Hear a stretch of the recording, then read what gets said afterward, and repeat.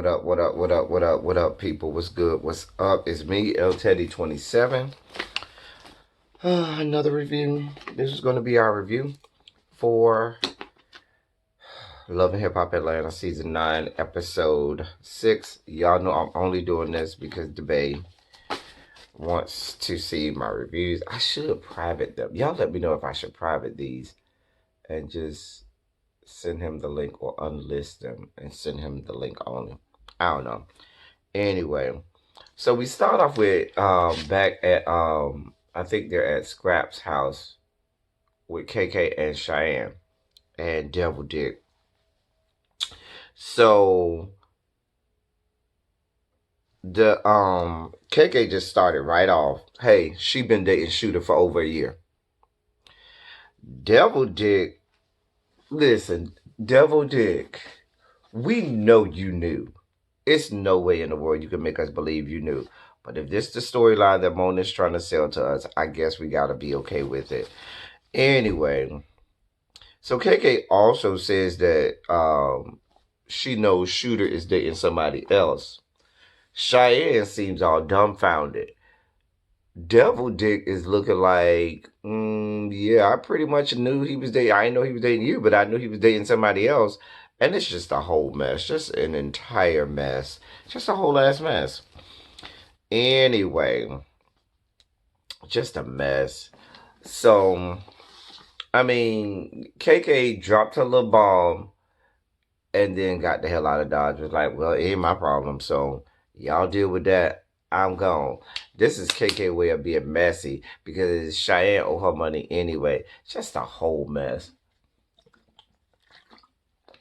Y'all still can't make me believe she a real estate agent. You over here can't even get phones in your own goddamn name. Child. Whatever. On the road to this ski trip, Bambi thinks she's pregnant.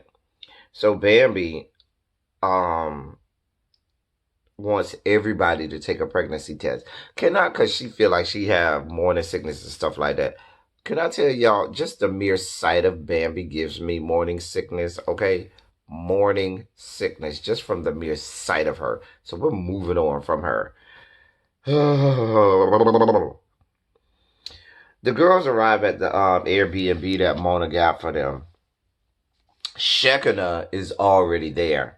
Because Shekinah said, listen, I'm up for this trip, but what I'm not up for is riding this bus with y'all all the way here and being confined to one space with y'all. That tight of a space. I mean, you know, she's kind of big. That girl needs her room. Shekinah already knew this not going to work out. She a big girl. She always look like this.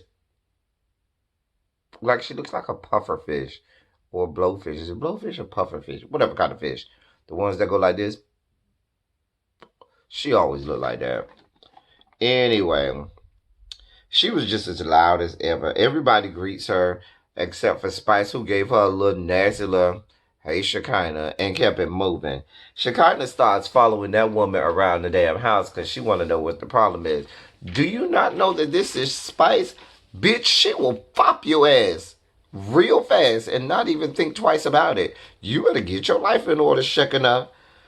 Anyway, Spice is all in her feelings because people be busy and have stuff to do, and when they make plans for her, they don't come through. But my thing about it is this, Spice. If your only friends are the people on this show, bitch, you ain't got no friends. And you need to find you some. Just like the next couple of moments, y'all telling Shekinah she need to find her a man, bitch, you need to find you some real friends. Moving on. The pregnancy test, they took the pregnancy test. Bambi and Sierra are pregnant. Sierra starts crying. Listen, this whore ain't happy until her makeup start running. I told y'all that her best look is when her makeup is running because, you know, that's her best look. Running makeup. That's her whole thing. That's her shtick. That's her whole, you know, thing. Running makeup. Her life is a mess. Why not have her makeup be a fucking mess? Whatever. It was all a prank. It really was a second pregnancy test that Bambi had taken. But I don't care. Anything for Sierra to cry. I mean, that bitch cried at the drop of a dot. Child, Lord. Anyway, Carly says that Shekinah needs to find her a man and some dick and goes and gets her dildo and runs around the house trying to shove her dildo in Shekinah's mouth. Now, it's a whole lot of things that I'm here for, okay? So, we are going to take things that have been in that bottomless abyss, that cavern filled with a myriad of STDs and STIs, that black hole that Carly calls a cooch. Things that have been in there, and we're just going to shove them in people's mouths because that's what we're doing.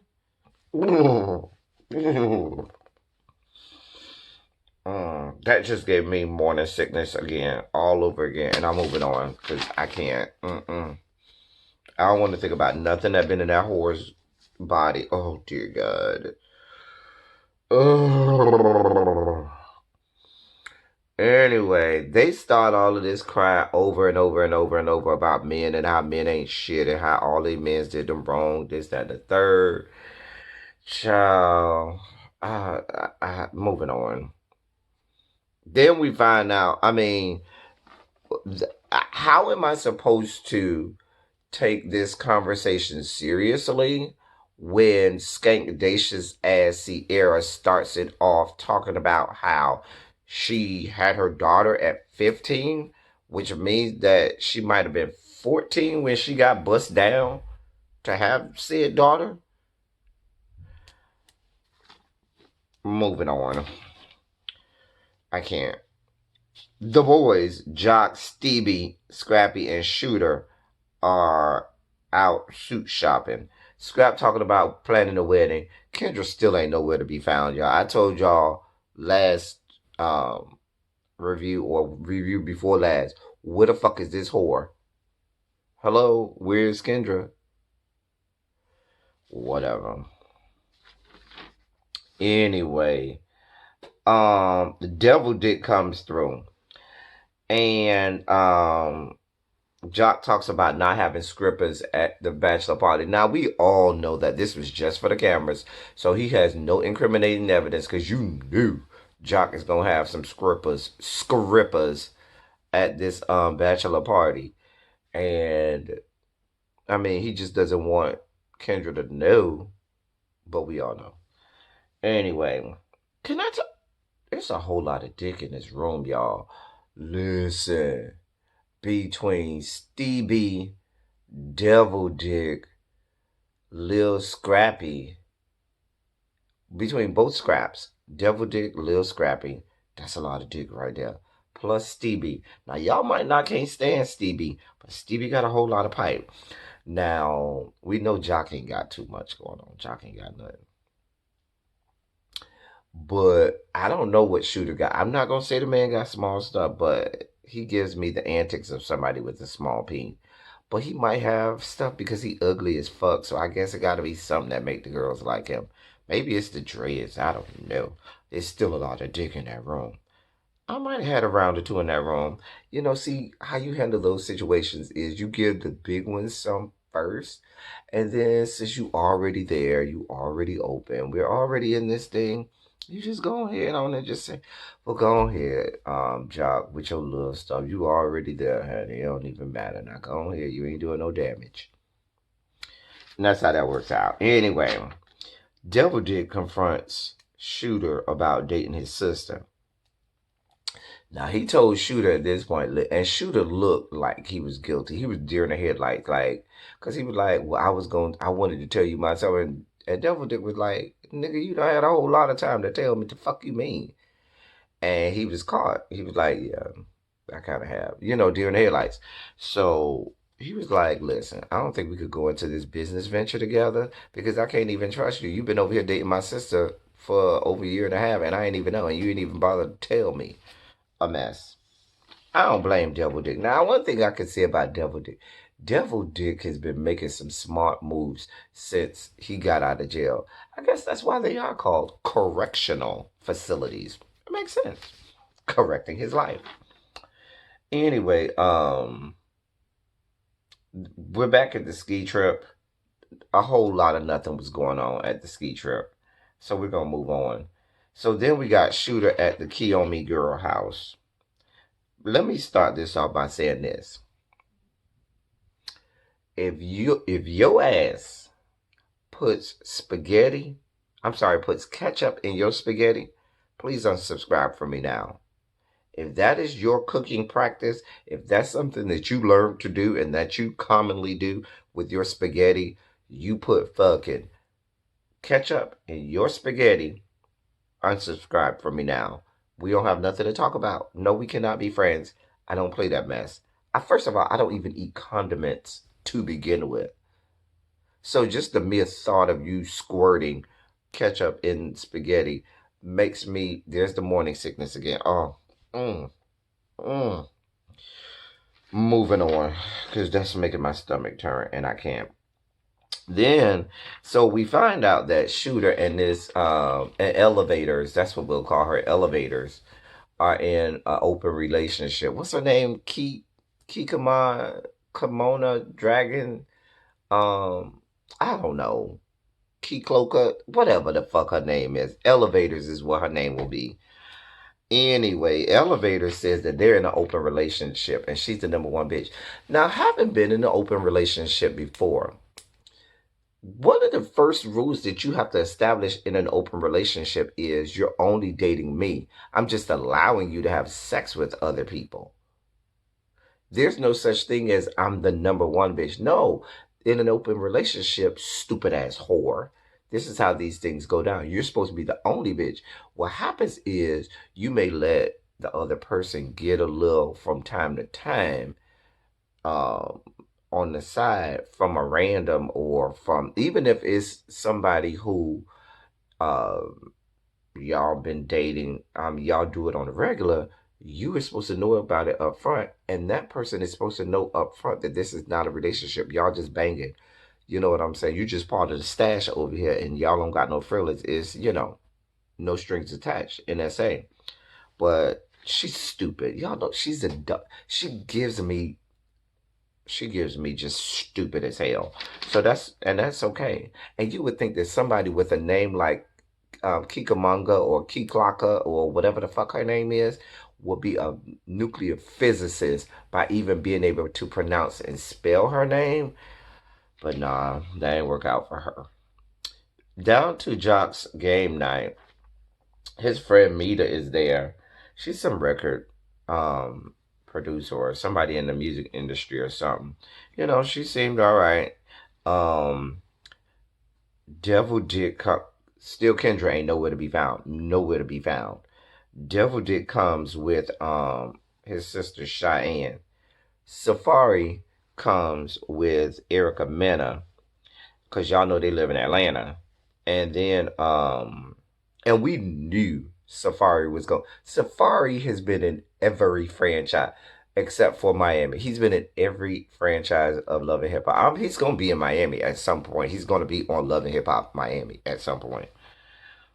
Um, and then listen, between Safari and Devil Dick alone, that's a lot of dick in that room. There's been a lot of dick in this episode. I'm here for it. Here for all of it. All of it. Um Shouts out to Safari and his OnlyFans page. I done been on my Twitter and I done seen some clips of his OnlyFans videos. I'll never tell. I'll never tell. Anyway, Shooter comes with elevators, And Cheyenne sees her and like, who is this bitch? Oh, bitch, you know who that bitch is. That's the one who they told you he was dating. And they get into it and, they yell it and then that's where it cuts off. A skirmish is going to ensue and it's going to get real messy. We'll see how that ends up next week. And that's all we got this week for Love and Hip Hop. Atlanta season 9, episode 6. Let me apologize to my members now. I don't even have the energy on this video because I just hate this franchise so much now. I don't even have the energy to put up my members' names and stuff. Maybe I will. If you see your name, look for it. If you don't see your name, don't look for it. That's all I got for now, y'all. Thank y'all for coming. Y'all drive safely.